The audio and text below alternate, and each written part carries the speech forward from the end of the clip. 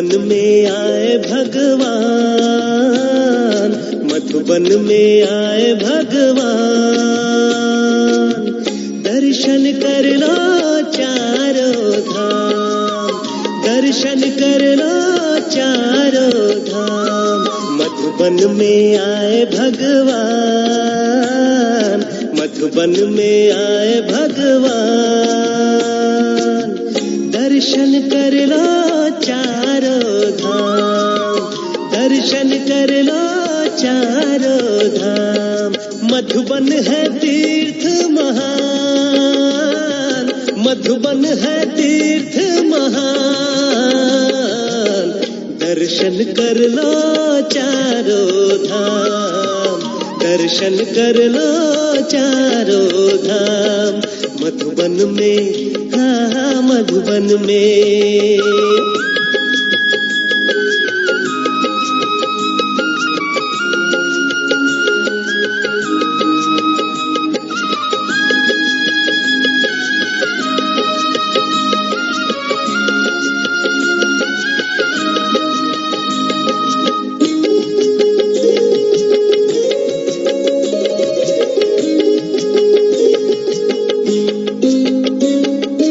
शांति स्तंभ में शक्ति भर लो, शांति स्तंभ में शक्ति भर लो।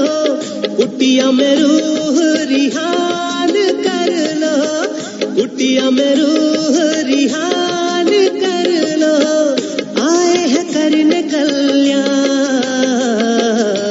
दर्शन कर लो चारों धाम, दर्शन कर लो चारों धाम। मधुबन में, हाँ हाँ मधुबन में।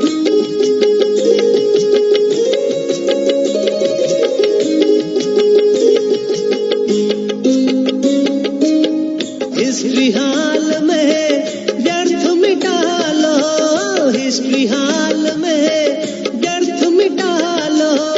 कमर में आकर योग लगा लो, कमर में आकर योग लगा लो। बनना हो बाप समान, दर्शन कर लो चारों धाम, दर्शन कर लो चारों धाम। मधुबन में, हाँ हाँ मधुबन में। दर्शन कर लो चारों धाम, दर्शन कर लो चारों धाम, दर्शन कर लो चारों धाम, दर्शन कर लो चारों धाम, दर्शन कर लो चारों धाम, दर्शन कर लो चारों धाम, दर्शन कर लो चारों धाम।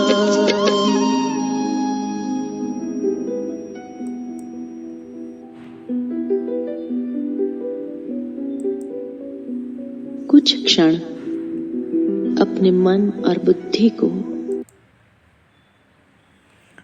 ओम शांति। आज 18 मई 2021 की बाबा की मधुर महावाक्य सुनते हैं। बाबा कहते, मीठे बच्चे, कालों का काल बाबा आया है तुम्हें काल पर जीत प्राप्त कराने। मन मना भाव के मंत्र से ही तुम काल पर जीत पाएंगे। प्रश्न, रूहानी बाप तुम रूहानी यात्रियों को कौन सी एक विशेष शिक्षा देते हैं? उत्तर में बाबा ने कहा, हे रूहानी यात्री, तुम देह अभिमान छोड़ देही अभिमानी बनो। रावण ने आधा कल्प से तुम्हें देह अभिमानी बनाया, अब आत्म अभिमानी बनो। ये रूहानी ज्ञान सुप्रीम रूह ही तुम्हें देता और कोई दे नहीं सकता। गीत बजा है, ओम नमः शिवाय। ओम शांति। बच्चों ने अपने बाप की महिमा सुनी, गाया भी जाता है, ऊंच ते ऊंच भगवान। वह सब बच्चों का बाप, बाकी जो भी हैं आपस में सब ब्रदर्स हैं। और सबका बाप भी एक है, वो है शिव बाबा। बाप ने समझाया है, हे बच्चों, भक्ति मार्ग में तुमको 2 बाप है, लौकिक बाप और पारलौकिक बाप। रचयिता से रचना को वर्षा मिलता है, वो है हद का वर्षा, ये है बेहद का वर्षा। बेहद का बाप तो एक ही है जिससे बेहद का वर्षा मिलता है, वह है निराकार, उसका नाम है परम पिता परमात्मा शिव। कहते भी हैं शिव परमात्माय नमो। वह है ऊंच ते ऊंच।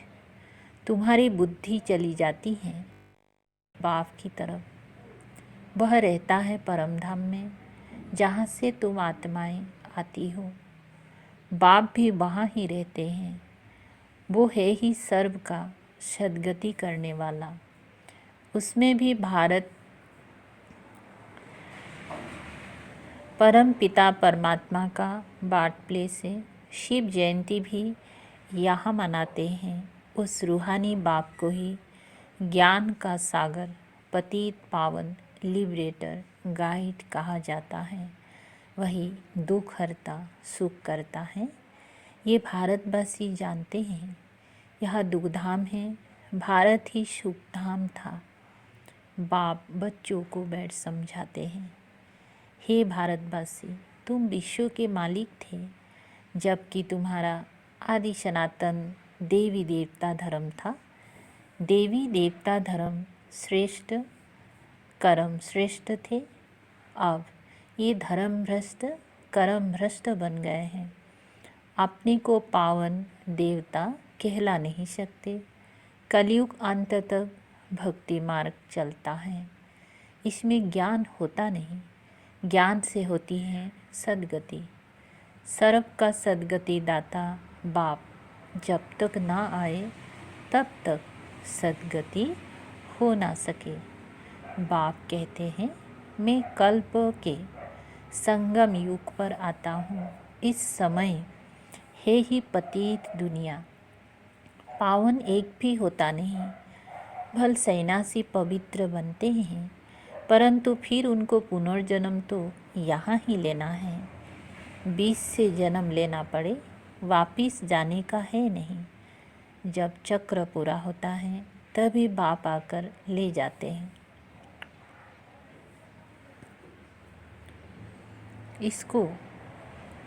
इनको कहा ही जाता है रूहानी ज्ञान। सुप्रीम रूह रूहानी ज्ञान देते हैं। सुप्रीम रूह ही ज्ञान का सागर, पतित पावन है। बाकी शास्त्र का ज्ञान तो है भक्ति मार्ग। बाप कहते हैं, यज्ञ, तप, तीर्थ आदि करते और ही नीचे गिरते आए हो। तुम पहले सतु प्रधान थे। भारत में प्यूरिटी थी तो पीस, प्रॉस्पेरिटी भी थी। हेल्थ, वेल्थ दोनों थे। आज से 5000 बरस पहले की बात है। ये भारत स्वर्ग था उस समय, और कोई धर्म नहीं था।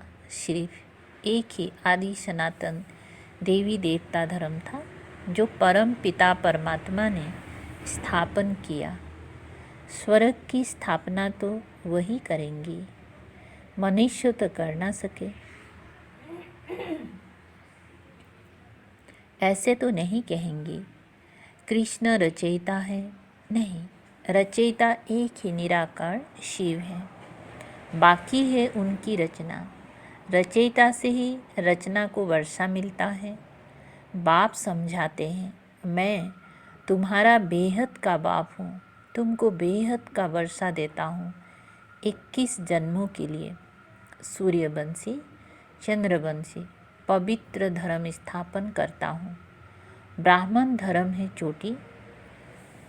सबसे ऊंचे रूहानी बाप रूहों को आप समान बनाते हैं। बाप ज्ञान का सागर, सुख का सागर है, तो तुमको भी बनाते हैं। भारत ही सुखधाम था, अभी तो दुखधाम है। बाप कैसे आते हैं, यह किसी को भी पता नहीं है। सतयुग आदि से कलयुग अंत तक ये सारी हिस्ट्री ज्योग्राफी भारत की है। ये लक्ष्मी नारायण कितने हेल्दी वेल्दी थे, कभी बीमार नहीं पड़ते थे। अभी कालों पर विजय पाने शिक्षा ले रहे हैं। जिसको कालों का काल महाकाल कहा जाता है, वह तुमको काल पर विजय पहनाते हैं। बाप भी सुना, नाम भी सुना, शिवाय नमः। तुम ऐसे तो नहीं कहेंगे परमात्मा सर्वव्यापी है, कुत्ते बिल्ली में है। इसको कहा जाता है धर्म की ग्लानि। बाप की ग्लानि करते हैं। अभी ये है कल्प का संगम समय। इस समय ही विनाश काले विपरीत बुद्धि कहा जाता है। अब विनाश तो सामने खड़ा है। गीता में भी लिखा है, यादव कौरव पांडव क्या करत भय। सर्व शास्त्रोमय शिरोमणि श्रीमद् भागवत गीता है। उनसे ही फिर और शास्त्र निकले हैं। तुम जानते हो गीता है डीटी धर्म का शास्त्र। बाप कहते हैं मैं आता हूँ, तुमको शूद्र से ब्राह्मण बनाता हूँ, फिर सो देवी देवता बनाता हूँ, फिर तुम क्षत्रिय वैश्य शूद्र बनते हो। बाप समझाते हैं तुम 84 जन्म कैसे लेते हो। सबसे जास्ती जन्म जरूर वो लेते हैं जो पहले पहले सतयुग में आते हैं। मैक्सिमम 84 जन्म लिए हैं। तुम भारतवासियों ने मिनिमम 1 जन्म।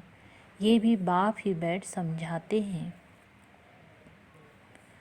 बाप बिगर किसी को ज्ञान का सागर नहीं कहा जाता। पतित पावन ज्ञान का सागर कहने से बुद्धि ऊपर चली जाती है। बाप ही सबको लिबरेटर कर वापिस ले जाते हैं। सर्व का सद्गति दाता एक ही बाप है। अच्छा, फिर सर्व की दुर्गति कैसे होती है, कौन करता है।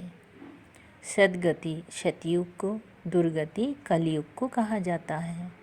बाप कहते हैं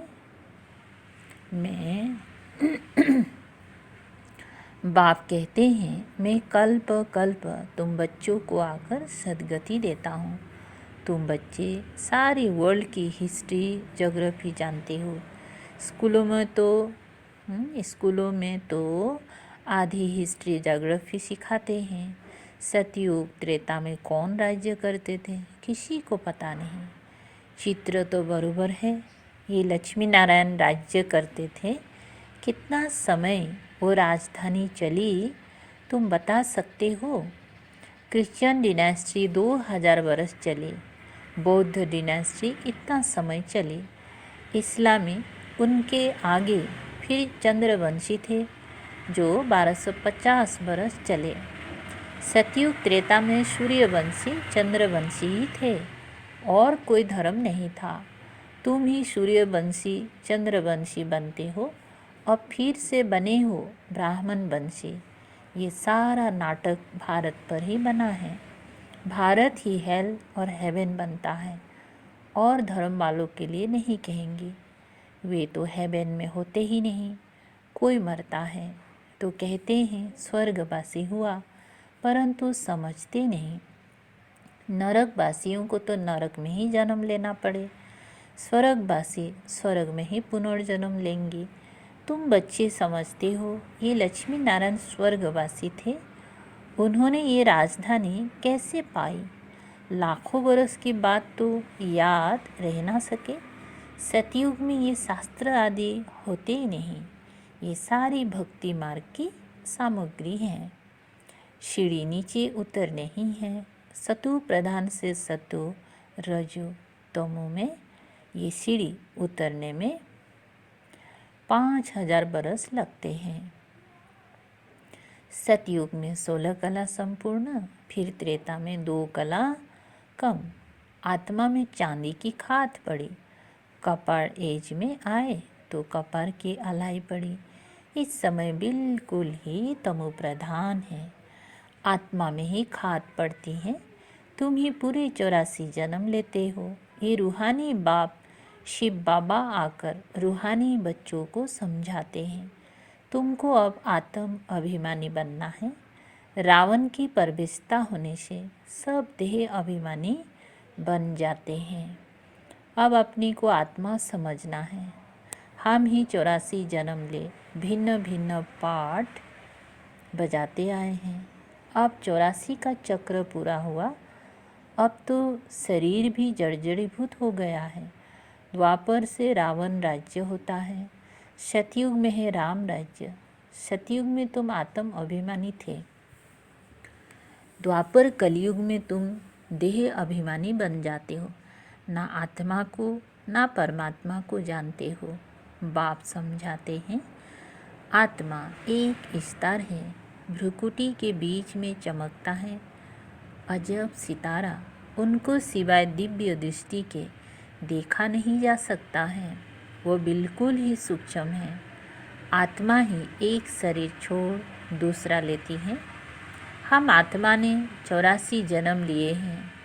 परम पिता परमात्मा भी बिंदी है। उनको ही ज्ञान का सागर, पतित पावन, नॉलेज फूल कहा जाता है। बाप में जो ज्ञान है वो ज़रूर सुनाना पड़े। ये है स्पिरिचुअल नॉलेज। सब रूहों का बाप आकर रूहों को पढ़ाते हैं। तुमको आत्म अभिमानी बनना है। शिव बाबा हमको पढ़ाते हैं, वही नॉलेज फुल है। बाबा ही आकर स्वर्ग, तुमको स्वर्ग का लायक बनाते हैं।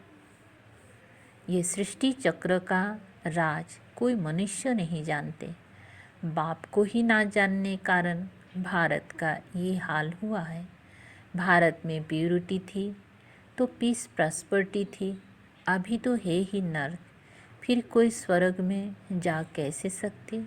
बिल्कुल ही पत्थर बुद्धि हो गए हैं।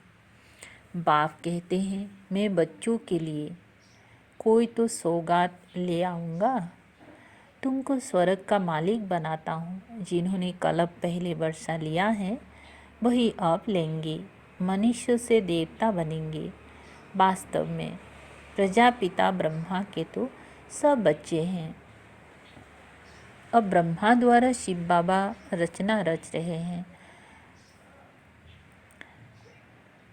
ब्रह्मा कुमार कुमारी बनते जाते हैं।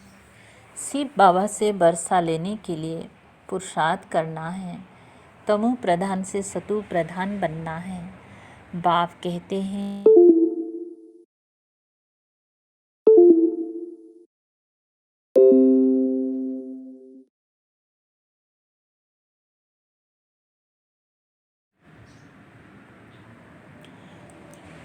बाप कहते हैं, बच्चों मुझे याद करो तो तुम्हारे सब विक्रम विनाश होंगे। ये स्पिरिचुअल नॉलेज सिवाय बाप के और कोई दे नहीं सकता। रूहानी बाप ही रूहों को नॉलेज देते हैं। तुम रूहानी यात्रा करते हो। देह अभिमान छोड़, देह अभिमान को छोड़ देही अभिमानी बनते हो। आत्मा अविनाशी है। आत्मा में ही पाठ भरा हुआ है। आत्मा कैसे 84 जन्मों का पाठ बजाती है। अब मालूम पड़ा है। हम सूर्यवंशी थे, फिर चंद्रवंशी बने, फिर हमको सूर्यवंशी बनना है। अभी बाप सतु प्रधान बनने की शिक्षा देते हैं। मामी कम याद करो। भगवानुवाच, गीता का भगवान शिव बाबा है, ना कि श्री कृष्ण। कृष्ण की आत्मा भी अब सीख रही है। अच्छा, मीठे मीठे सिकलधे बच्चों प्रति माता पिता बाप दादा का याद प्यार और गुड मॉर्निंग। रूहानी बाप की रूहानी बच्चों को नमस्ते। हम रूहानी बच्चों की रूहानी बाप दादा को याद प्यार, गुड मॉर्निंग और नमस्ते नमस्ते। शुक्रिया बाबा, थैंक यू बाबा। धारणा के लिए मुख्य सार है, 1 नंबर है, रूहानी यात्रा करनी और करानी है। स्वयं को सतो प्रधान बनाने के लिए एक बाप को याद करना है। आत्म अभिमानी बनने का पूरा पुरुषार्थ करना है। 2 नंबर, काल पर विजय पाने के लिए बाप की शिक्षा को ध्यान पर रखना है। अपने को रूहों समझ रूहों को ज्ञान देना है। आज का मीठा वरदान है बाबा की, आवाज़ से परे की स्थिति में स्थित हो सर्व गुणों का अनुभव करने वाले मास्टर बीज रूप भव। विस्तार, जैसे बीच में सारा वृक्ष समाया हुआ होता है, वैसे ही आवाज़ से परे की स्थिति में संगम युग के सर्व विशेष गुण अनुभव में आते हैं। मास्टर बीज रूप बनना अर्थात सिर्फ शांति नहीं, लेकिन शांति के साथ ज्ञान, अतीन्द्रिय सुख, प्रेम, आनंद, शक्ति आदि सर्व गुणों सर्व मुख्य गुणों का अनुभव करना। ये अनुभव सिर्फ स्वयं को नहीं होता, लेकिन अन्य आत्माएं भी उनके चेहरे से सर्व गुणों का अनुभव करती हैं। एक गुण में सर्व गुण समाये हुए रहते हैं। स्लोगन, अच्छाई धारण करो लेकिन अच्छाई में प्रभावित नहीं हो जाओ ना। अच्छाई धारण करो लेकिन अच्छाई में प्रभावित नहीं हो जाओ। ओम शांति। शुक्रिया बाबा, थैंक यू बाबा।